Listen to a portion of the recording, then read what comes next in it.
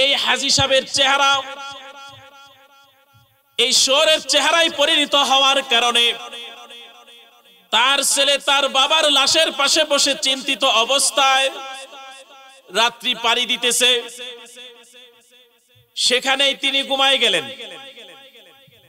ঘুমের ভিতরে তিনি স্বপ্নে দেখেন একজন সুদর্শন সুন্দর চেহারার অধিকারী এক যুবক তার সামনে চলে আসছে। এটা স্বপ্নের ভিতরে তিনি দেখতেছেন। স্বপ্নে এসে বলতেছে, রে যুবক, কি চিন্তা তোমার ভিতরে? এত চিন্তিত কেন তুমি? কয়, আমি খুব চিন্তায় আছি। তো ওই সুদর্শন যুবকটা বলতেছে, রে যুবক, তোমার চিন্তার কারণ আমি জানি। কয়, কি জানেন? কয়, তোমার পিতা হজ পালন করার জন্য যাইতেছিল, প্রতিমধ্যে মারা গেছে, কিন্তু তোমার বাবার চেহারাটা শহরের চেহারায় পরিণত হয়ে গেছে। চিন্তা করিও না, তোমার বাবার চেহারার থেকে কাপড়টা একটু সরাও। ওই যুবক বলে, আমি স্বপ্ন যুগে কাপড়টা সরাইলাম।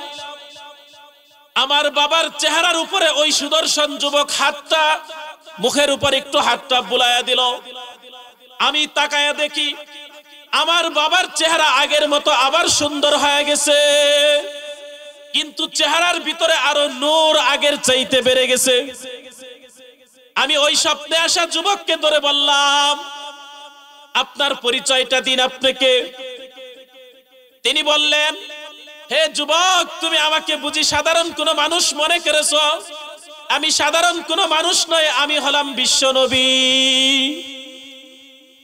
স্বপ্ন যুগে যুবক বলতেছে, নবীজি, আমার পিতা যেই কোন অন্যায়ের কারণেই হোক, তাহলে এই কারণেই তো আল্লাহ তার চেহারাটা শহরের চেহারায় পরিণত করে দিয়েছে, কিন্তু আপনি এমন কঠিন মুহূর্তে আমার বাবার কাছে এসে রহমতের হাত বুলাইয়া চেহারাটাকে সুন্দর করে দিলেন। তাহলে আমার বাবার এমন কি ভালো গুণ ছিল, কি আমল ছিল নবী? স্বপ্ন যুগে নবীজি বললেন, রে যুবক, তোমার বাবার যে একটা বিশেষ আমল ছিল, যেই কারণে আমি নবী এখানে আসছি, আল্লাহ তাআলা এমন ফেরেশতা নিযুক্ত রাখছেন, আমার যেই উম্মত আমি নবীর উপর দুরূদ পাঠ করে, ওই ফেরেশতার সাথে সাথে তার নাম ঠিকানা সহ ওই দুরূদগুলো আমি নবীর রওজায় পৌঁছায়া দেওয়া হয়। আমার কাছে বলে, নবী, আপনার অমুক উম্মত, তার পিতা অমুক, অমুক গ্রামে তার বাড়ি, আপনার উপরে যে এতবার দুরূদ শরীফ পাঠ করছে, সুবহানাল্লাহ, নবীর কাছে পৌঁছায় দেওয়া হয় সহিহ হাদিস। নবীজি স্বপ্ন যুগে যুবককে বলতেছে, রে যুবক, তোমার পিতা যত ব্যস্ততার মাঝেই থাকুক না কেন, এমন কোন দিন যায় নাই যেই দিন তোমার পিতা আমি নবীর উপর 200 বার দুরূদ শরীফ পাঠ করে নাই।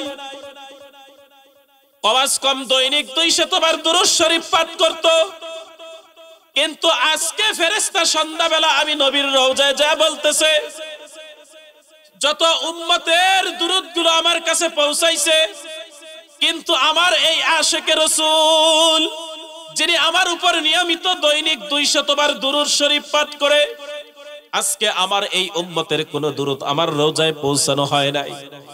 আমি জিজ্ঞাসা করলাম, রে ফেরেশতা, আমার এই আশিকে রাসূল যেই উম্মতটা আছে আমার উপর দৈনিক দুরূদ পাঠায় 200 বার, আমার সেই উম্মতের পক্ষ থেকে আজকে কেন দুরূদ আসে না? সাথে কি সমস্যা হয়েছে?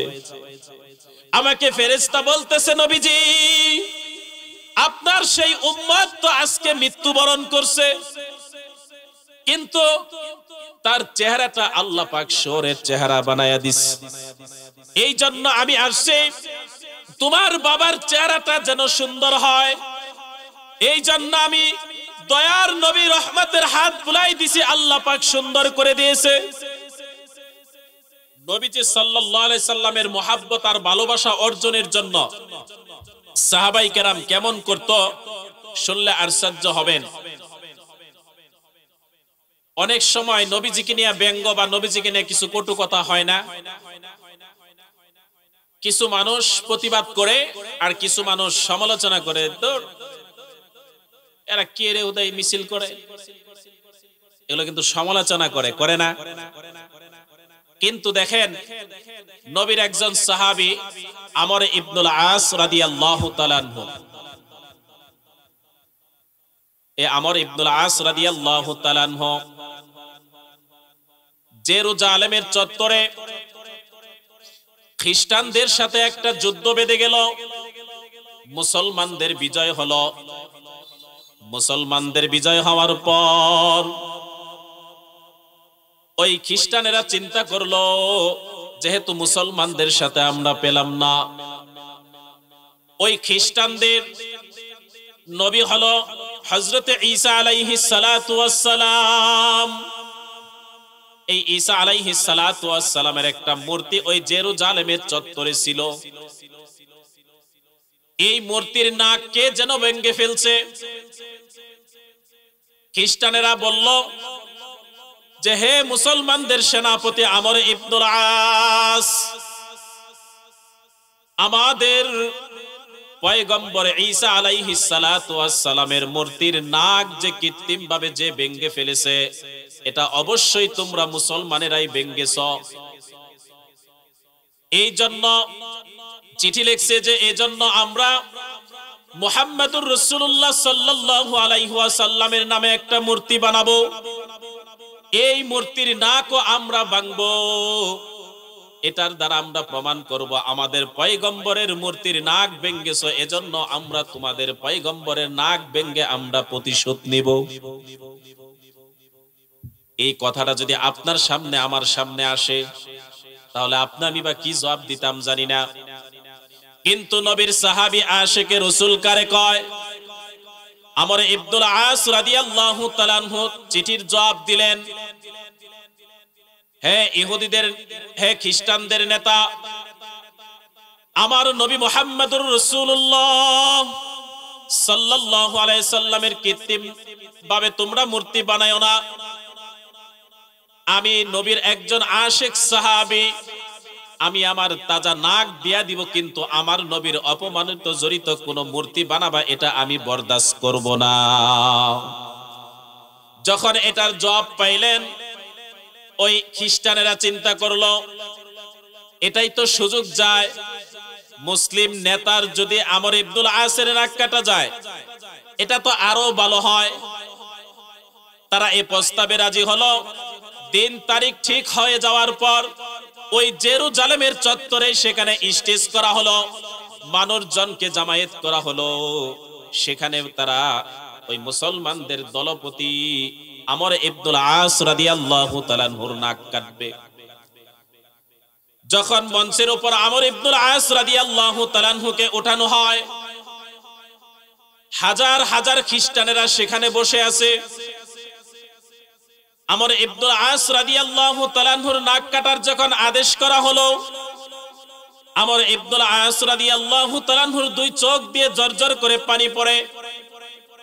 খ্রিস্টানদের ভিতর থেকে কেউ বলে ফেলল যে, আমর ইবনুল আস, তোমাকে তো বাধ্য করা হয় নাই, আমরা তো তোমার নবীর নামে তোমাদের নবীর একটা মূর্তি বানাইয়া তার নাক ভেঙেই প্রতিশোধ নিতে চাইছিলাম। নিজের নাকের এত মায়া তো তাজা নাক দিতে চাইলা কেন? আমর ইবনুল আস রাদিয়াল্লাহু তাআলা আনহু ডাক দিয়া বলে, রে দুনিয়ার মানুষ, তোমরা যা মনে করতেছো আমি কিন্তু তা ওইটা মনে করে কান্না করি না। আমি কান্না করি আখিরাতের ময়দানে, হাসরের ময়দানে। অনেক মানুষ তো এমন আশিকে রাসূল হবে যারা নিজের কল্লা দিয়ে দিয়েছে, নিজের জীবন দিয়ে দিছে, শাহাদাত বরণ করেছে নবীর জন্য। কিন্তু আমি এমন এক হতভাগা আমর ইবনুল আস যে আমি নিজের জীবন দিতে পারলাম না নবীর জন্য, শুধু একটু নাকের অংশ দিলাম। এই কষ্টে কান্দি। মূলত আমার নাক কাটার জন্য আমি কান্দি না, আমি জীবন দেওয়া আশিক হতে পারলাম না, শুধু নাক দেওয়া আশিক হলাম। এই কষ্টে কান্দি। ওই জেরুজালেমের চত্বরে হাজার হাজার খ্রিস্টানেরা বসা। একজন খ্রিস্টান পাদ্রী দাঁড়ায় বলতেছে, হে আমর ইবনুল আস, তোমরা সত্যিকারের আশিকে রাসূল মুহাম্মদুর রাসূলুল্লাহকে তোমরা কেমন ভালোবাসো? তার নামের মূর্তি বানায়া নাক ভাঙবো, এতটুকু অপমান তোমরা বরদাস্ত করতে পারো না? নিজের তাজা নাক দেওয়ার জন্য রাজি হয়ে গেছো, আর আফসোস করো নিজের জীবন দিতে পারলা না এজন্য। কিন্তু আমরা তোমাদের সাথে প্রতিশোধ নেওয়ার জন্য নিজের হাতে আমি আমাদের এই পয়গম্বর ঈসা আলাইহিস সালাতু ওয়াস সালামের মূর্তির নাক আমি নিজ হাতে ভাঙছি। এই কথা বলে সে দাঁড়ায় দেখাইতেছে এই যে আমার হাতে মূর্তির নাক। এই কথা বলার পরে ওই খ্রিস্টান নিজেই প্রথম বলতেছে, হে নবীর সাহাবী, আমাকেও তুমি কালেমা পড়ায়া মুসলমান বানায়া দাও। সুবহানাল্লাহ। সে কালেমা পড়ে মুসলমান হয়ে যায়। এই নবীর সাহাবী নবীর প্রতি ভালোবাসা দেখে সেখানে হাজার হাজার খ্রিস্টানেরা পড়ে কালেমা পড়ে মুসলমান হয়ে যায়। তাইলে নবীর মহাব্বত কারে কয় দেখেন, নবীর সুরতের মূর্তি বানায়া নাক ভাঙতে চাইছে, সেই নাক দিতে রাজি না, কয় আমার তাজা নাক দিব, কিন্তু নবীর মূর্তি বানানো যাবে না। শুধু নিজের নাক দিছে এতটুকুই না, নবীর মহাব্বতের পছন্দের হওয়ার জন্য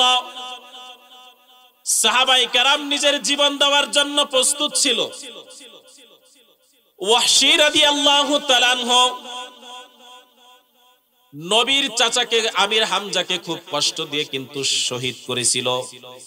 ওয়াহশী যখন পরে কালেমা পড়ে মুসলমান হয়, এই ওয়াহশী রাদিয়াল্লাহু তাআলা আনহু কে ডাক দিয়ে নবীজি বললেন, ওয়াহশী তুমি কালেমা পড়েছো, আমি তোমাকে মাফ করে দিয়েছি, কিন্তু তুমি সাবধান আমার সামনে এসো না। ওয়াহশী রাদিয়াল্লাহু তাআলা আনহু বললেন, কেন নবীজি, আমি আপনার সামনে আসব না, এটা কেন? আপনার চেহারা দর্শন করব না, আপনার সামনে আসতে পারবো না, আপনার সোহবতে আমি সময় দিতে পারবো না, এর কারণ কি? নবীজি বললেন, রে ওয়াহশী, তুমি যে হৃদয় বিদারক ভাবে তুমি আমার চাচাকে তুমি শহীদ করেছো, তোমাকে দেখলেই সেই কষ্টের কথা আমার মনে পড়ে যায়। আমি নবীর মনে কষ্ট লাগে, আর আমি নবী যদি কষ্ট পাই, এটা অবশ্যই এই উম্মতের জন্য এটা আল্লাহ কখনোই পছন্দ করবে না। এই জন্য ওয়াহশী তুমি আমার সামনে আসিও না। এজন্য রাসূল সাল্লাল্লাহু আলাইহি ওয়াসাল্লাম জীবিত থাকাকালীন কোনদিন ওয়াহশী নবীজির সামনে আসতো না। নবীজির পিছন থেকেই নবীজির কথাবার্তা শুনতো, দূর থেকে আড়ালে দাঁড়ায় দাঁড়ায় নবীজির কথাগুলো শুনতো, নবীর সামনে আসতো না। আর ওয়াহশী রাদিয়াল্লাহু তাআলা আনহু কান্না করত, আর আল্লাহকে ডেকে বলতো, আল্লাহ, আমার নবীর সামনে আমি যাইতে পারি না, নবীর দুই নজরে আমার চেহারাটা সামনে পড়ে না, আমি নবীর সোহবতে নবীর কাছে সময় দিতে পারি না। এই অবস্থায় যদি আমার নবী দুনিয়ার থেকে বিদায় নিয়ে চলে যায়, অথবা আমি যদি ওয়াহশী চলে যাই, তাহলে তো আমার নবীকে আমি খুশি রেখে যাইতে পারলাম না। এই জন্য তিনি নামাজে সেজদায় পড়ে পড়ে কান্না করতেন। এই ওয়াহশী রাদিয়াল্লাহু তাআলা আনহু নবীর ইন্তেকালের পরে মিথ্যা নবী দাবি করেছে মুসাইলামাতুল কাজ্জাব।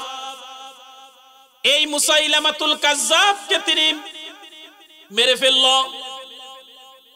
কিন্তু আশ্চর্য বিষয় হলো, এই ওয়াহশী রাদিয়াল্লাহু তাআলা আনহু যেই তরবারি দিয়া ওই মুসাইলামাতুল কাজ্জাব মিথ্যা দাবিদার নবীকে যিনি কতল করছে, এটা ভালো কাজ করছে, মিথ্যা দাবি করছে নবীর, আমাদের নবীর পরে কোনো নবী নাই।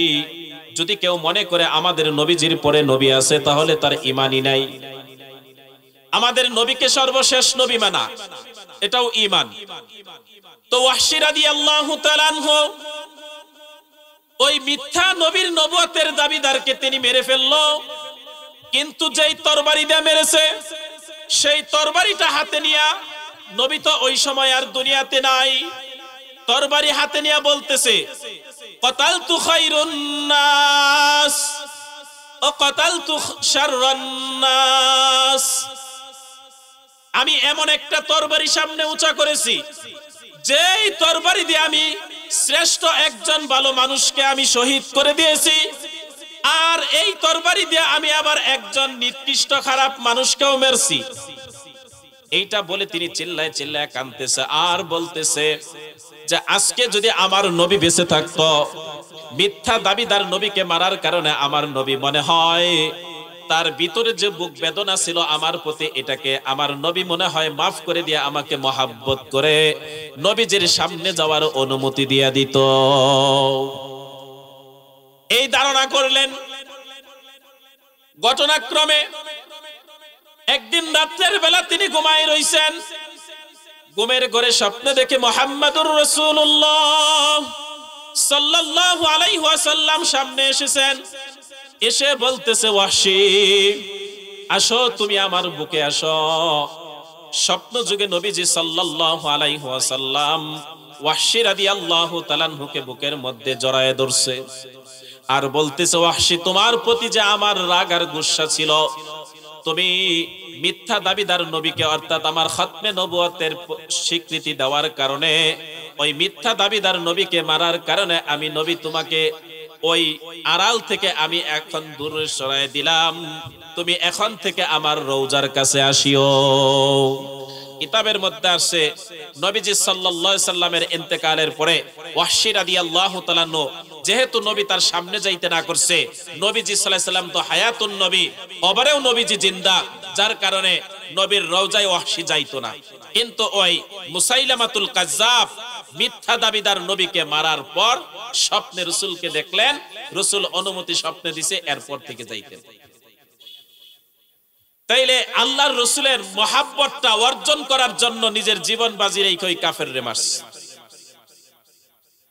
তাদের ভালোবাসাটা নবীর প্রতি এমন ছিল। দেখেন, নবীকে যদি কেউ ভালোবাসতে পারে, সত্যিকারের ভালোবাসতে পারে, এই ভালোবাসাটা তার জন্য জান্নাতে যাওয়া যথেষ্ট। সুবহানাল্লাহ। আসলেও কিন্তু আমরা নবীকে এখনো চিনতেই পারি নাই। বলতে পারেন যে হুজুর এটা কেমন কথা বললেন? হ্যাঁ, আসলেও আমরা আমাদের নবীকে চিনতে পারি নাই। দুনিয়াতে মানুষ যেই বস্তু বা যেই জিনিসকে চিনে তা সে কিন্তু খুঁজে। নবীজি সাল্লাল্লাহু আলাইহি সাল্লামকে যদি আমরা ওইরকম চিনতাম আর নবীকে ভালোবাসতে পারতাম, তাইলে আমরা নবীর তরিকা বাদ দিয়া অন্য পথে চলতাম না, ঘুরতাম না। নবীজি সাল্লাল্লাহু আলাইহি ওয়াসাল্লামের ভালোবাসার একটা দৃষ্টান্ত মুআজ রাদিয়াল্লাহু তাআলা আনহুকে নবীজি সাল্লাল্লাহু আলাইহি সাল্লাম গভর্নর পাঠাইলেন, গভর্নর কইরা ইয়ামেনে দিলেন। যখন নবীজি সাল্লাল্লাহু আলাইহি সাল্লাম গভর্নর বানাইয়া ইয়ামেনের লোকদের সাথে মুআজ রাদিয়াল্লাহু তাআলা আনহুকে ঘোড়া বা উটের উপর সওয়ার করাইয়া যখন কিছু পথ আগায় দিয়ে আসলেন,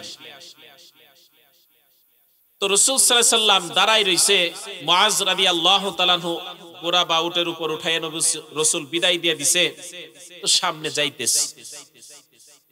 কিন্তু মা যেরকম সন্তানকে বিদায় দিলে পিছনে পিছনে তাকায় থাকে না যতক্ষণ পর্যন্ত দেখা যায়, নবীজি সাল্লাল্লাহু আলাইহি সাল্লামও ঠিক তাই।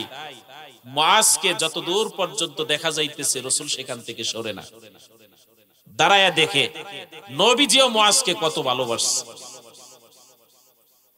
মুআজ রাদিয়াল্লাহু তাআলা আনহু যখন পাহাড়ের আড়ালে পড়ে যাবে, আর দেখা যাবে না, এমন সময় নবীজি বললেন, উনজুর ইলাইয়া ইয়া মুআজ, হে মুআজ, আরেক নজর আমাকে দেখে যাও, হয়তোবা এরপরে আর আমার সাক্ষাৎ তোমার নসিবে নাও হতে পারে। এই কথাটা বলার পরে মুআজ রাদিয়াল্লাহু তাআলা আনহু তার ঘোড়াকে ঘোরাইলেন, নবীজির কাছে চলে এসে ঘোড়ার উপর থেকে লাফ দিয়ে নবীর সামনে পড়েছে। নবীজি সাল্লাল্লাহু আলাইহি সাল্লামের এই সাহাবীর প্রতি কেমন ভালোবাসা! নবীজি আগেই নিজের দুইটা হাতকে বাড়ায়া দিছে। মুআজ রাদিয়াল্লাহু তাআলা আনহু নবীজিকে বুকের মধ্যে জড়ায় ধরলেন। মুআজ রাদিয়াল্লাহু তাআলা আনহু বুঝতে পারছে যে এই নবীজি সাল্লাল্লাহু আলাইহি সাল্লামের সাথে আর সাক্ষাৎ আমার হবে না, যেহেতু নবীজি বলছেন যে মুআজ আমাকে আরেকটু দেখে যাও, হয়তো বা তোমার নসিবে দেখা নাও হতে পারে। মুআজ রাদিয়াল্লাহু তাআলা আনহু নবীকে জড়াই ধরে কান্না শুরু করছে আর বলতেছে, ইয়া রাসূলুল্লাহ, আমার তো মনে চায় না সেই ইয়ামানের গভর্নর হয়ে যাওয়ার জন্য, আমার তো এই পদ ভালো লাগে না। নবী, আমি যদি এই মদিনায় থাকতে পারতাম, আমি তো নবী যে আপনাকে দেখতে পারতাম, আপনার চেহারা দেখতে পারতাম, আপনার কাছে আমি থাকতে পারতাম, আপনার কথা শুনতে পারতাম। কেমন মহাব্বত হইলে রাষ্ট্রীয় পদ পাওয়ার পরেও বলে, নবী আমার এই পদের চাইতে আপনার কাছে থাকাই ভালো হইতো। কিন্তু নবীজি বললেন, না রে মুআজ, ইয়ামেনের গভর্নর হইয়া তোমাকেই যাইতে হবে। মুআজ রাদিয়াল্লাহু তাআলা আনহু বলতেছে, নবীজি আপনাকে না দেখে আমি ইয়ামেন কেমনে থাকবো? নবীজি সাল্লাল্লাহু আলাইহি ওয়াসাল্লাম বললেন, মুআজ রে, হতে পারো তুমি আমার থেকে অনেক দূরে, ইয়েমেন তুমি আমার থেকে অনেক দূরে থাকতে পারো, কিন্তু যদি তুমি আমাকে সত্যিকারের ভালোবাসো, আমি নবীর যদি সুন্নতের ইত্তেবা করো, তাহলে হতে পারে তোমার আমার মাঝে দেহের দূরত্ব, কিন্তু ওই উম্মতটা সুন্নত মানার কারণে আমি নবীর কাছে। তাহলে এই হাদিস দ্বারাও তো প্রমাণ হয় যে রাসূল সাল্লাল্লাহু আলাইহি সাল্লামের কে ভালোবাসে আর সুন্নতকে মানে, সে থাকতে পারে দূরে, কিন্তু রাসূলের অন্তরে তার জায়গা। তো এজন্য রাসূলকে মানা, রাসূল সাল্লাল্লাহু আলাইহি সাল্লামকে ভালোবাসা, এটা আশিকে রাসূল শুধু মুখে বললে হয় না, নবীজি সাল্লাল্লাহু আলাইহি সাল্লামের সুন্নত তরিকা, নবীকে ইত্তেবা করে এটা প্রমাণ করতে হয়, তাহলে হয় সে সত্যিকারের আশিকে রাসূল। আল্লাহর ওলিরাও নবীজিকে কেমন ভালোবাসতো জানেন? অনেকে কিন্তু এরকম বলে ফেলে অনেক সময় যে হুজুর, সাহাবীদের কথা তো বলেন, তারা তো নবীর কাছের মানুষ, তারা তো আল্লাহর রাসূল সাল্লাল্লাহু আলাইহি সাল্লামকে ভালোবাসে, কিন্তু আমরাও যদি নবীর কাছে থাকতাম আমরা এরকম ভালোবাসতাম। কিন্তু নবীর পরবর্তী যুগে কি আর এরকম কেউ ভালোবাসে? এরকম কথা অনেক সময় অনেকে বলে না। ইয়ামেনের এক বুজুর্গ, নাম হলো ইবনে জগর ইয়ামানি রাহমাতুল্লাহি আলাইহি। কি নাম বললাম? ইবনে জগর। বুঝেন না আমার কথা? আল্লাহর ওলিদের নাম যদি জবানে নেন, সেই জায়গায় আল্লাহর রহমত বর্ষণ হয়, বুখারী শরীফের হাদিস আছে। এজন্য বলছি যে বলেন নামটা কি বললাম? ইবনে জগর ইয়ামানি রাহমাতুল্লাহি আলাইহি। এই আল্লাহর ওলি নবীকে এত মহব্বত করতেন, নবীর এত আশিক ছিলেন তিনি, নবীজি সাল্লাল্লাহু আলাইহি সাল্লামের মহব্বতে কিছু কবিতা নিজে বানাইতেন, নিজে নিজে নবীর ইশকে, নবীর মহব্বতের কিছু কবিতা বানাইতেন, আবৃত্তি করতেন। এইগুলো তিনি হজে এসে নবীজি সাল্লাল্লাহু আলাইহি সাল্লামের রওজা জিয়ারত করে নবীজির রওজার পাশে বসে বসে এই কবিতাগুলো তিনি এরপর পাঠ করতেন, আবৃত্তি করতেন, নবীকে শোনাইতেন। তো রাসূল সাল্লাল্লাহু আলাইহি সাল্লামের এত আশিক যে তিনি প্রতি বছর কিছু কিছু নতুন কবিতা নবীর মহব্বতে, নবীর ইশকে বানায় আর নিয়ে আসে। দেখেন, সে কিন্তু আল্লাহর ওলি, সাহাবী না, কিন্তু রাসূলের মহব্বতে কবিতা বানাইতেন।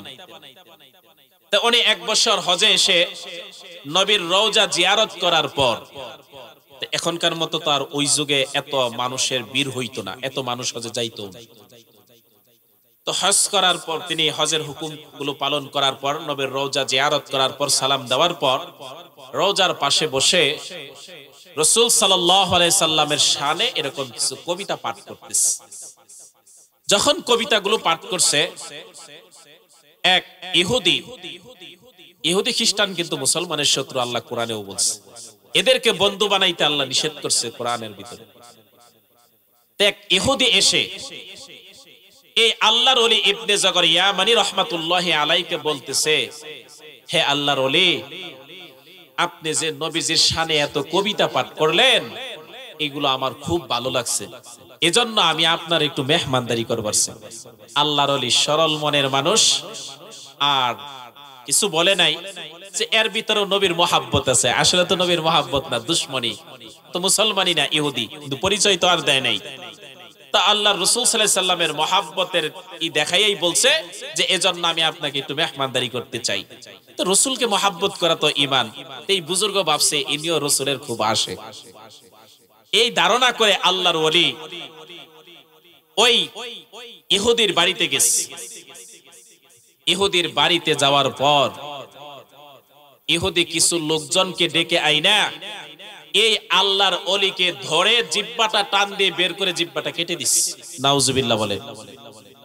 জিহ্বাটা কেটে দিছে। কেটে দিয়ে বলতেছে, তুমি তো নবীজির রওজার পাশে দাঁড়ায়া বললা নবীজি কবরে জিন্দা। বিশ্বাস হয়? বুখারী শরীফের হাদিসের মধ্যে একটা অধ্যায় আছে, বাবু হায়াতিন নবী সাল্লাল্লাহু আলাইহি সাল্লাম। নবীজি যে কবরে জিন্দা, এই ব্যাপারে হাদিস আছে। রাসূল বলে গেছে কবর জগতে জিন্দা থাকে, সকল নবীরাই কবরে জিন্দা। এটা বিশ্বাস করা, নবীদের প্রতি বিশ্বাস করা ঈমান। যদি কেউ নবীকেও বিশ্বাসের মধ্যে কমতি থাকে, নবী যে কবরে জিন্দা আছে এটাও যদি কেউ বিশ্বাস না করে, তার ঈমান থাকবে না। তো বলতেছে ওই ইহুদি যে তুমি তো কিছু কবিতা আবৃত্তি করলা, যে কবিতার ভিতর বললা তোমার নবী নাকি কবরে জিন্দা, তোমার নবীর অনেক মুজিজা আছে। তোমার নবী জিন্দা, নবীরে বলো না তোমার জিহ্বাটারে ভালো করে দিতে। এই কথা বলে জিহ্বা কাইটা আল্লাহর ওলির হাতে দিয়ে আল্লাহর ওলিকে ঘর থেকে বের করে দিচ্ছে। আল্লাহর ওলি আবার ওই মদিনায় নবীজির রওজার পাশে এসে রাসূলকে সালাম দিয়ে বলতেছে, জবানে তো এখন আর ভাষা নাই, বলতে পারে না, কিন্তু মনের ভাষায় বলতেছে যে ইয়া রাসূলুল্লাহ,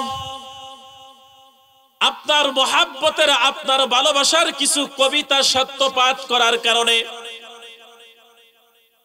আপনার দুশমন আমার জিহ্বা কেটে দিয়া আমাকে বলছে যে আপনি যদি সত্যি কবরে জিন্দা হন, হায়াতুন নবী হন, তাহলে আপনি আমার জিহ্বাটাকে ভালো কইরা দিবেন। এই কথা তো ইহুদি বলছে, এই জন্য নবী আপনাকে বলি, না হয় আমি বলতাম না আমার জীবন চলে গেলেও। আপনি তো নবীজি আবু বকর সিদ্দিক রাদিয়াল্লাহু তাআলা আনহুকে সাপে কামড়ানোর বিষকে জবানের থুতু দিয়া বিষকে পানি করে দিয়েছেন। তিতা কূপের পানি, নোনা পানি, পানি মিষ্টি না। যুদ্ধের ময়দানে সেই কূপের ভিতরে থুতু ফালানোর কারণে কূপের পানিকে আল্লাহ মিষ্টি বানাই দিয়েছে। আল্লাহ তো আপনার জবানে এত বরকত দান করেছে, আপনি জবানের থুতুর দ্বারা একজন মুসলিমের কাটা হাতের মধ্যে থুতু লাগাই দেওয়ার কারণে তার হাত আবার ভালো হয়ে গেছে। আপনি তো নবীজি জবানে একটা ফু দেওয়ার কারণে, জাবেরের বাড়িতে দাওয়াত খাওয়ার পর হাড্ডিগুলাতে ফু দেওয়ার কারণে সেই হাড্ডি থেকে আবার আগের বকরি হয়ে গেছে। আপনার আঙ্গুলের ইশারায় তো আকাশের চন্দ্র দ্বিখণ্ডিত হয়েছে। নবীজি আপনার তো মুজিজার শেষ নাই, অভাব নাই। কিন্তু নবীজি আমি আপনার তো মুজিজা দেখার জন্য বলি না, ওই ইহুদি যে বলল আপনি কবরে হায়াতুন নবী আছেন, এইটা সে বিশ্বাস করে না। এই জন্য নবীজি আপনার হায়াতুন নবীটাকে প্রমাণিত করার জন্য, আর আমি ইবনে জাকারিয়া মানে যদি সত্যিকারের আপনি নবীর আশিক হই, তাহলে আমার জিহ্বাটাকে আপনি ভালো করে দেন। এই কাকতি মিনতি করতে করতে তিনি রওজার পাশে ঘুমায় গেছে। ঘুমের মধ্যে স্বপ্ন দেখে রাসূল এসে বলতেছে, হ্যাঁ ইবনে জাকারিয়া মানে তুমি যে আমার আশিক আমি জানি, কিন্তু সে আমার হায়াতুন নবীটাকে বিশ্বাস করে না। এই জন্য আমি এই প্রমাণিত করার জন্য তোমার কাছে আসতাম না। কিন্তু তুমি যেহেতু আমি নবীর আশিক, তোমার জবান দিয়ে আমি নবীর দুরূদ পাঠ হয়, তোমার জবান দিয়ে আমি নবীজির প্রশংসার কবিতা আবৃত্তি হয়। এই জন্য আমি নবীজি তোমার জিহ্বাকে ভালো করে দিতেছি। তোমার জিহ্বাটা, কাটা জিহ্বাটা তুমি আবার আগের জায়গায় দাও। স্বপ্ন যুগে নবীজি থুতু মুখের একটু নালা নিয়া ওই কাটা জিহ্বার ক্ষত জায়গায় লাগাই দিছে। ইবনে জাকারিয়ামানি রাহমাতুল্লাহি আলাইহি বলেন, আমার ঘুম ভেঙে গেছে, ঘুম থেকে উঠে দেখি আমার জিহ্বা আগের মতো ভালো হয়ে গেছে। এইরকম মুজিজার রাসূল আরেকটা কিতাব আছে, হাজার হাজার মুজিজা সেই কিতাবের মধ্যে বর্ণনা আছে। একটা বলেই দে আশ্চর্য হবেন।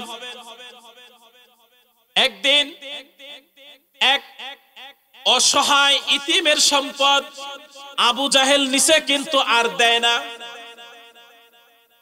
আবু জাহেল না দেওয়ার কারণে এলাকার মানুষজন ওই অসহায় ইতিম লোকটাকে বলে দিয়েছে, যাও, একমাত্র তোমাকে উপকার করতে পারে এমন একটা ব্যক্তি আছে, তিনি হলো মুহাম্মদ সাল্লাল্লাহু আলাইহি সাল্লাম।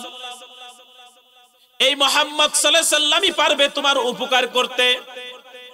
কিন্তু কিতাবের মধ্যে আছে ওই লোকটাও মূলত ওই লোকটাকে উপকার করার জন্য নবীকে দেখায় নাই। তখন তো নবীজি মক্কায় ছিল, মক্কায় থাকাকালীন তো মুসলমানদের শক্তি কম ছিল, সংখ্যায় কম ছিল। আবু জাহেলের হাতে কিন্তু অত্যাচারিত ছিল মুসলমানেরা। দুষ্টরা ভাবছে মুহাম্মদের কথা বলে দেই, মুহাম্মদ নবীর তো অনেক দয়া মায়া, তার কাছে গেলে সে ফালাইতে পারবে না, এর জন্য আমাদের লিডার আবু জাহেলের কাছে আসলেই আবু জাহেল তাকে মারধর করবে। এই চিন্তা করে আল্লাহর রাসূল সাল্লাল্লাহু আলাইহি সাল্লামের কথা বলে দিয়েছে। ওই লোকটা মক্কা থেকে একটু দূরে বাড়ি ছিল, জানতো না। তিনি বিশ্বাস করে মুহাম্মাদুর রাসূলুল্লাহ সাল্লাল্লাহু আলাইহি সাল্লামের কাছে গেছে। আশ্চর্য হই, নবীর নাম বললাম কয়বার, কেউ সাল্লাল্লাহু আলাইহি সাল্লাম পড়ে না। না পড়লে কেমন কি বন জানেন? একটা ফজিলত বলি, দেখেন, যদি কেউ নবীর নাম শোনার পরে দুরূদ সাল্লাল্লাহু আলাইহি সাল্লাম, এই ছোট দুরূদটা একবার পড়েন, হাদিসের মধ্যে আছে 10টা গুনাহ মাফ। কয়টা গুনাহ মাফ? 10টা গুনাহ মাফ। 10টা নেকি আল্লাহ দান করবে, 10 গুণ মর্যাদা আল্লাহ আপনার বাড়ায় দিবে, 10টা রহমত নাজিল করবে। আরেক বর্ণনায় আছে 10টা গোলাম আজাদের সওয়াব দান করবে। নবীর নামের বরকত আসলে আমরা বুঝি না। নবীর নাম শুনলে সাল্লাল্লাহু আলাইহি সাল্লাম পড়বেন। ওই অসহায় ইতিম মানুষটা নবীজির কাছে গেছে, যা বলতেছে, হে মুহাম্মদ, আমি এক অসহায় ইতিম, আমার কিছু টাকা আবু জাহেলের কাছে আমানত রাখা আছে, কিন্তু এখন তো দেয় না। আপনার কাছে আসছি, যদি আপনি একটু তার কাছে বলে উঠাই দিতেন, আমার সংসারের মানুষজন গুলো না খাই আছে, নিয়া বাজার করে কিছু খাইতাম। দয়ার নবী, মায়ার নবী, রাহমাতুল লিল আলামিন ওই অসহায় ইতিম মানুষটাকে আর কোনো কিছু বলতে পারেন না। দয়ার নবীর সাথে সাথে তাকে নিয়ে আবু জাহেলের বাড়িতে গেছে। ওই যে দুষ্ট লোকেরা নবীজির কথা বলে দিয়েছে, তারা দূর থেকে দেখি আজকে আবু জাহেল মুহাম্মদের সাথে কি কাণ্ড ডানা ঘটায়। তারা দেখার জন্য তাকায় আছে, কিন্তু মুহাম্মদ সাল্লাল্লাহু আলাইহি ওয়াসাল্লাম যখন আবু জাহেলের বাড়ির কাছে যায়, ডাক দিছে আবু জাহেলকে। আবু জাহেল ঘর থেকে বের হইয়া নবীর সামনে এমন হাত জোর করে, বিনয়ের সাথে মাথাটাকে নত করে এমন ভাবে দাঁড়াইছে, ওই দুষ্ট কাফেরেরা কয়, আমাদের সামনে না লিডার কত কথা বলে, মুহাম্মদকে মেরে ফেলবো, মুহাম্মদকে এই করব সেই করব, আর দেখি তলে তলে মুহাম্মদের সাথে তো খুবই ভালো ভাব। উনি তো কোনো মূর্তির সামনে এত সুন্দরভাবে বিনয়ের সাথে মাথা নত করে না, যতটা বিনয়ের সহিত মুহাম্মদের সামনে মাথা নত করছে। এইটা বলে কয়, আজকে দেখে নেই, আজকে দেখছি লিডারকে ধরবো, দেখি আগে কি করে। কিন্তু আবু জাহেল এসে বলতেছে, হে ভাতিজা মুহাম্মদ, কিসের জন্য আমার কাছে তুমি আসছো? কয়, বলেন, এই যে লোকটা আসছে, এই লোকটা কি আপনার কাছে টাকা আমানত রাখছেনি? কয়, হ্যাঁ রাখছে। কয়, তাইলে তার টাকাটা দিয়ে দেন। কয়, ঠিক আছে, দাঁড়াও, টাকা নিয়ে আসতেছি। নবীজি বলে, আর তাই শুনে সাথে সাথে টাকাটা বের করে তার হাতে দিয়ে দিছে। দেওয়ার পর নবীজি কয়, ঠিক আছে চাচা, তাইলে আমি আসি। আবু জাহেল কিন্তু আপন চাচা না, প্রতিবেশী চাচা লাগতো। নবীজি বলে চলে আসলো। ওই ইতিম অসহায় মানুষটাও তার বাড়ির দিক রওনা করে চলে গেল। মুজিজাতুর রাসূল সাল্লাল্লাহু আলাইহি সাল্লামের কিতাবের মধ্যে আসছে, ওই কাফেরেরা যায়া আবু জাহেলকে জিজ্ঞাসা করতেছে, লিডার ব্যাপারটা কি? আমাদের কাছে তো খুব জোর গলায় বলেন মুহাম্মদকে মেরে ফেলবেন, মুহাম্মদকে বিতাড়িত করবেন, মুহাম্মদ পাগল, তার ধর্ম পালন করা যাবে না, এমন বক্তব্য দেন। কিন্তু আমরা তো দেখলাম আপনি মুহাম্মদের সামনে এমন বিনয়ের সাথে দাঁড়াইছেন, যতটা বিনয় আপনি কখনো লাত উজ্জা মানাত ওই মূর্তির সামনেও দাঁড়ান না। আবু জাহেল কয়, আমি যা দেখছি তাইলে তোমরা তা দেখো নাই। আমি দেখলাম যে মুহাম্মদ সাল্লাল্লাহু আলাইহি সাল্লামের দুই কাঁধে দুইটা সাপ হা করে তাকায় রইছে, যার একটা ঠোঁট আমার পায়ের নিচে, আর এক ঠোঁট আমার মাথার উপরে। আর সাপ মানুষের ভাষায় বলতেছে, হে আবু জাহেল, যদি মুহাম্মদের কথা তুমি না শুনো তাইলে কিন্তু তোমাকে আমরা খেয়ে ফেলবো। ভাই তোমরাই বলো, যদি সাপ সামনে এমন ভাবে বলে তাহলে বুঝি মুহাম্মদের কথা না শুনে কোনো উপায় আছে? মুহাম্মাদুর রাসূলুল্লাহ সাল্লাল্লাহু আলাইহি ওয়াসাল্লামের এটা একটা মুজিজা। তো এরকম অসংখ্য অগণিত মুজিজা ছিল আল্লাহর রাসূল সাল্লাল্লাহু আলাইহি ওয়াসাল্লামের। আর আল্লাহর ওলিদের যে স্বপ্নটা, এইগুলাকে নবীজির নবুয়তের ৪৬ ভাগের ১ ভাগের প্রাধান্য পায়। যেহেতু আল্লাহর ওলিদের কথাটা চলে আসছে, আল্লাহর ওলিদের দুইটা আমল বলে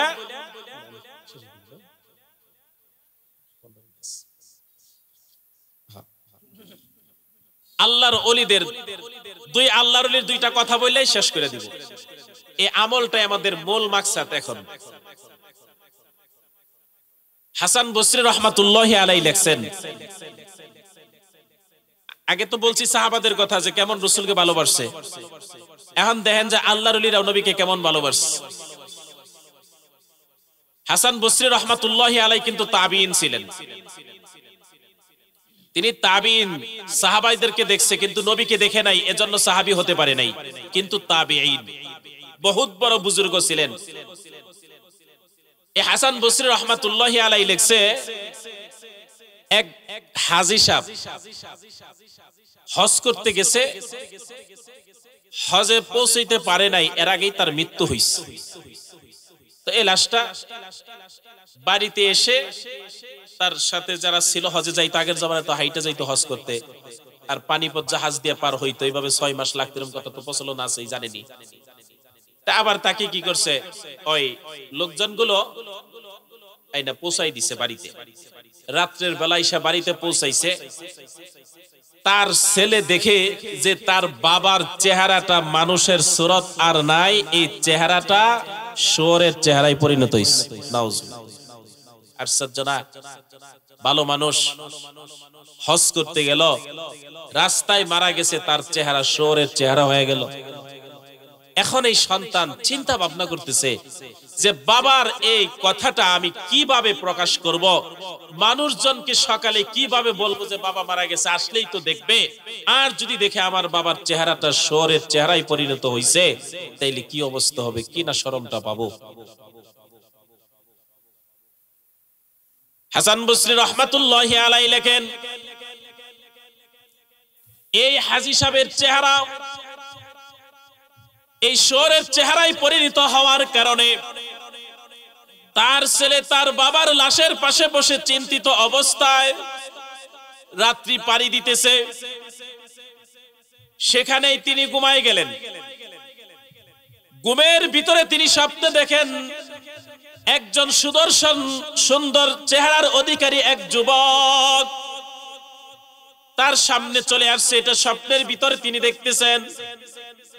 স্বপ্নে এসে বলতেছে, রে যুবক, কি চিন্তা তোমার ভিতরে, এত চিন্তিত কেন তুমি? কয়, আমি খুব চিন্তায় আছি।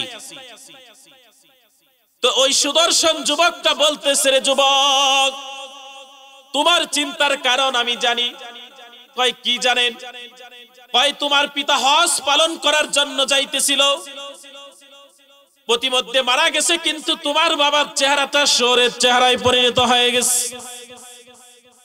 চিন্তা করিও না, তোমার বাবার চেহারার থেকে কাপড়টা একটু সরাও। ওই যুবক বলে, আমি স্বপ্ন যুগে কাপড়টা সরাইলাম। আমার বাবার চেহারার উপরে ওই সুদর্শন যুবক হাতটা মুখের উপর একটু হাতটা বুলাইয়া দিল। আমি তাকায়া দেখি আমার বাবার চেহারা আগের মতো আবার সুন্দর হয়ে গেছে, কিন্তু চেহারার ভিতরে আরো নূর আগের চাইতে বেড়ে গেছে। আমি ওই স্বপ্নে আসা যুবককে ধরে বললাম, আপনার পরিচয়টা দিন, আপনাকে। তিনি বললেন, হে যুবক, তুমি আমাকে বুঝি সাধারণ কোন মানুষ মনে করেছো? আমি সাধারণ কোন মানুষ নয়, আমি হলাম বিশ্ব নবী। স্বপ্ন যুগে যুবক বলতেছে, নবীজি, আমার পিতা যেই কোন অন্যায়ের কারণেই হোক, তাহলে এই কারণেই তো আল্লাহ তার চেহারাটা শহরের চেহারায় পরিণত করে দিয়েছে, কিন্তু আপনি এমন কঠিন মুহূর্তে আমার বাবার কাছে এসে রহমতের হাত বুলাইয়া চেহারাটাকে সুন্দর করে দিলেন। তাইলে আমার বাবার এমন কি ভালো গুণ ছিল, কি আমল ছিল নবী? স্বপ্ন যুগে নবীজি বললেন, রে যুবক, তোমার বাবার যে একটা বিশেষ আমল ছিল, যেই কারণে আমি নবী এখানে আসছি, আল্লাহ তাআলা এমন ফেরেশতা নিযুক্ত রাখছেন, আমার যেই উম্মত আমি নবীর উপর দুরূদ পাঠ করে, ওই ফেরেশতার সাথে সাথে তার নাম ঠিকানা সহ ওই দুরূদগুলো আমি নবীর রওজায় পৌঁছায়া দেওয়া হয়। আমার কাছে বলে, নবী, আপনার অমুক উম্মত, তার পিতা অমুক, অমুক গ্রামে তার বাড়ি, আপনার উপরে যে এতবার দুরূদ শরীফ পাঠ করছে, সুবহানাল্লাহ, নবীর কাছে পৌঁছায় দেওয়া হয় সহিহ হাদিস। নবীজি স্বপ্ন যুগে যুবককে বলতেছে, রে যুবক, তোমার পিতা যত ব্যস্ততার মাঝেই থাকুক না কেন, এমন কোন দিন যায় নাই যেই দিন তোমার পিতা আমি নবীর উপর 200 বার দুরূদ শরীফ পাঠ করে নাই।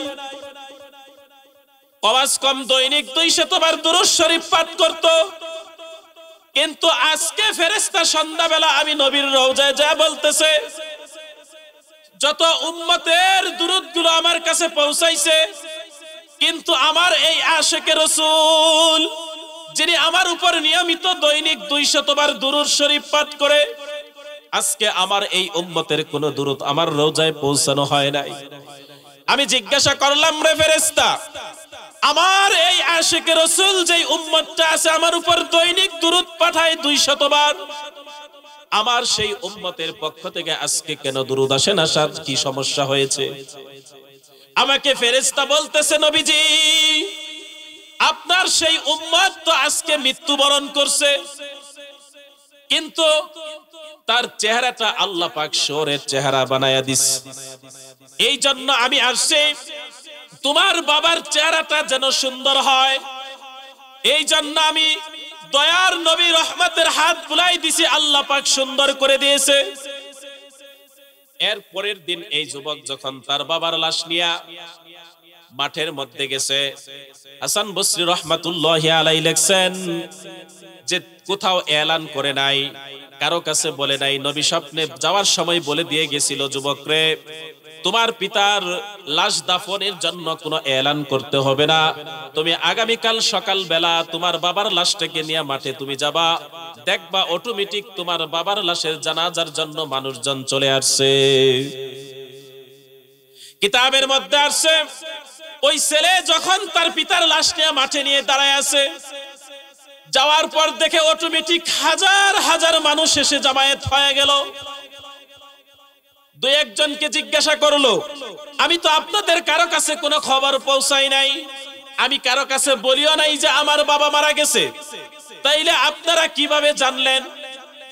কয়, আমরা ঘুমের ঘরে স্বপ্নে দেখেছি, কে যেন বলতেছে যে আমি মুহাম্মদুর রাসূলুল্লাহর একজন আশিক, একজন খাঁটি নবীর আশিকের মৃত্যু হয়েছে, তোমাদের জীবনের যদি গুনাহ মাফ করাইতে চাও, ওই আশিকের রাসূলের ওই জানাজাটা তোমরা পড়ে আসো। কয়, স্বপ্নে আমাদের কাছে কে যেন এই এলান করছে, তাই আমরা এখানে আসছি। সুবহানাল্লাহ, এমন ইতিহাস অনেক আছে, কিন্তু সময় নাই। তাইলে এক বুজুর্গের থেকে বললাম, তিনি নিয়মিত 200 বার দুরূদ শরীফ পাঠ করত, 200 বার দুরূদ শরীফ পাঠ করত। এজন্য আমরা নিয়মিত দুরূদ শরীফ পাঠ করব, কমাস কম তো 200 বার করবই, সেই ফাঁকে অতিরিক্ত আরো পড়ব, লাভ যে পড়ব তার। কারণ হাদিস শরীফের মধ্যে আছে, আপনি আমি যদি জিন্দেগিতে একবার নবীর উপর দুরূদ না পড়ি, এজন্য নবীর দুরূদ সালাম বন্ধ নাই।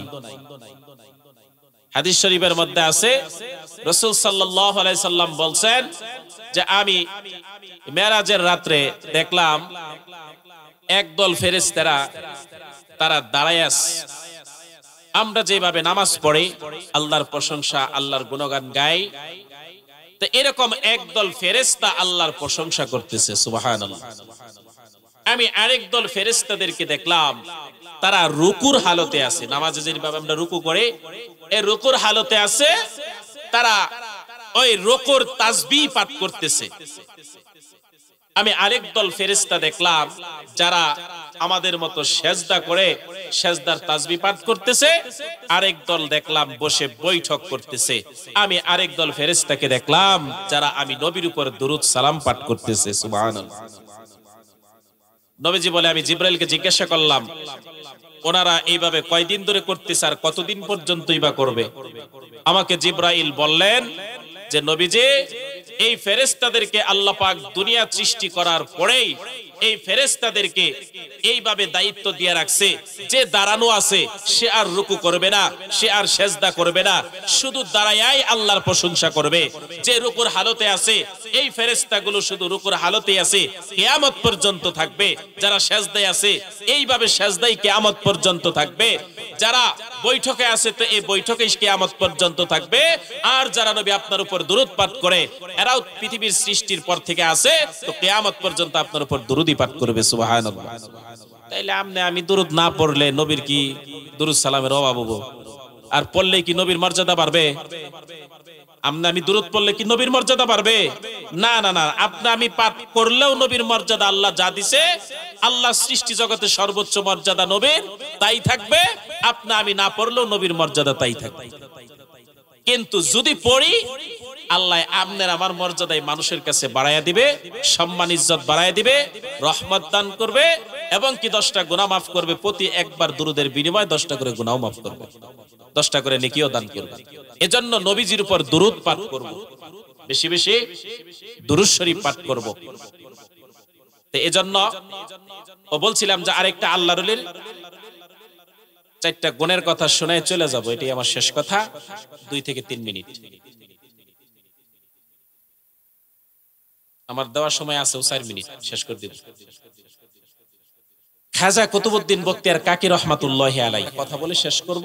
হয়তোবা আরো অনেকবার শুনছেন, এরপরও বলবো, আমাদের দেশে তো আল্লাহর ওলির অভাব নাই, কি বলেন? অভাব আছে? নামাজ পড়ে না এরাও পীর, গাঞ্জা খায় এরাও পীর, যারা জিন্দেগিতে জীবনে নামাজ পড়ে একবার এরাও পীর, আবার কিছু আছে 5 ওয়াক্ত পড়ে তারাও পীর। বিভিন্ন ধরনেরই পীর আছে, খাজা বাবা আছে। কিন্তু আমি তাদের ব্যাপারে ভালো মন্দ কিছুই বলবো না। কিন্তু খাজা কুতুবউদ্দিন বখতিয়ার কাকি রহমাতুল্লাহি আলাইহি উনি একটা খাঁটি মুসলমানের ওনার জানাজা ওসিয়ত করে গেছিলেন।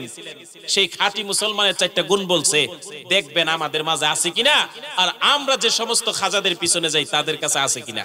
তবে এর ফাঁকে আরেকটা কথা বলে রাখি, ওলিদের বিরুদ্ধে আমি না, আমিও ওলি ভক্ত মানুষ, বরং আমি আপনাদেরকে আদেশ করব, হক্কানি ওলি পাইলে তার কাছে যাবেন, বায়াত গ্রহণ করবেন, তার সোহবত নিবেন। এটা আমি জোর তাকিদ দিলাম আপনাদের কাছে। হক্কানি ওলি পেলে অবশ্যই তাদের কাছে যাবেন, বায়াত গ্রহণ করবেন, তাদের সোহবতে থাকবেন, অবশ্যই থাকবেন। কিন্তু ভালো আছে মন্দ আছে একটু যাচাই করে যায়েন, এটাই কথা। এখন আমি খাজা কুতুবউদ্দিন বখতিয়ার কাকি রহমাতুল্লাহি আলাইহির নাম নিলাম।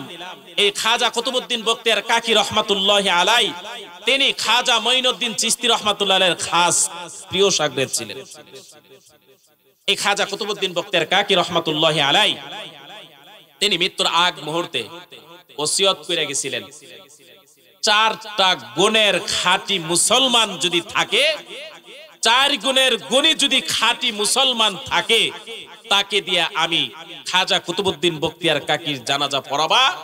আর যদি ওই রকম 4 গুণের গুণী কোনো খাঁটি মুসলমান না পাও, তাইলে ওই রকম মুসলমানের জানাজার আমার দরকার নাই, বিনা জানাজায় আমি খাজা কুতুবউদ্দিনকে দাফন করে দিবেন। সাধারণ কথা মনে করেন এটা। খাজা কুতুবউদ্দিন বখতিয়ার কাকি রহমাতুল্লাহি আলাই ওসিয়ত তো করছেন, ওসিয়ত করার পর তার ইন্তেকাল হয়ে গেছে। ইন্তেকালের পর লাশ নিয়ে যখন জানাজার নামাজে দাঁড়াবে, হাজার হাজার মানুষ জামায়াত হইছে, সেখানে হাজার হাজার আলেমরাও তার জানাজার মধ্যে শরীক হইছে। আর আমাদের এই যুগে যদি আমরা বলি, অনেকে কয় হুজুররা খাজাদেরকে পছন্দ করে না। আপনি কুতুবউদ্দিন বখতিয়ার কাকির জীবনী পড়ে দেখেন, হাজার হাজার আলেমরা কুতুবউদ্দিন বখতিয়ার কাকির জানাজার নামাজে অংশগ্রহণ করছে। ওই রকম খাজা হইলে এই যুগের হুজুররাও যাব, ভুল বুঝেন না। তো খাজা কুতুবউদ্দিন বখতিয়ার কাকির ওসিয়তটা দাঁড়াইয়া বলা শুরু করছে যে খাজা ওসিয়ত করছে, 4 গুণের গুণী যদি কোনো মানুষ থাকে, ওই খাঁটি মুসলমানের জানাজা চাইছে, না হয় খাজা বলছে বিনা জানাজায় দাফন করার জন্য। 1 নাম্বার গুণের কথা বলছে, খেয়াল করবেন কথাগুলো, খুব মারাত্মক কথা।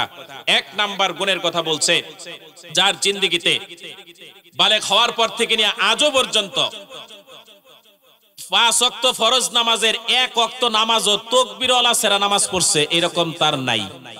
1 ওয়াক্ত নামাজও তাকবীরওয়ালা ছুটে নাই। এ কি সাধারণ মনে করেন?